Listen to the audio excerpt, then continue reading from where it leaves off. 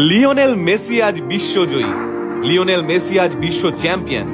আর সেই খুশিতে মাতোয়ারা ভারত, বাংলাদেশ সহ গোটা পৃথিবীর মেসি ভক্তরা। খেলা শেষ হয়েছে বেশ কিছুক্ষণ হলো, কিন্তু চারদিকে বাজি আর পটকার আওয়াজে কান পাতা দায়। আর্জেন্টিনার পতাকা গায়ে জড়িয়ে মেসি নাম চিৎকার করতে করতে পাগলের মতো দৌড়চ্ছে 8 থেকে 80 সবাই। বাবা কাকার বয়সী মানুষদের চোখে জল। এই রাত আনন্দের রাত, এই রাত উদযাপনের রাত, এই রাত লিওনেল মেসি নামক এক 5 ফুট 7 ইঞ্চির জাদুকরে জিতে যাওয়ার রাত। তাই কলকাতা থেকে চট্টগ্রাম হয়ে বুয়েন্স আইরেস, সব জায়গায় ছবিটা একই।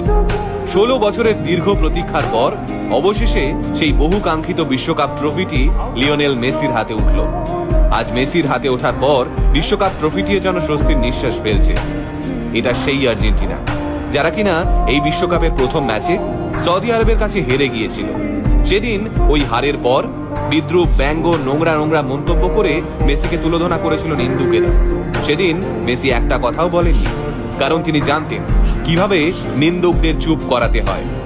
2014 সালের বিশ্বকাপ ফাইনালের কথা মনে আছে?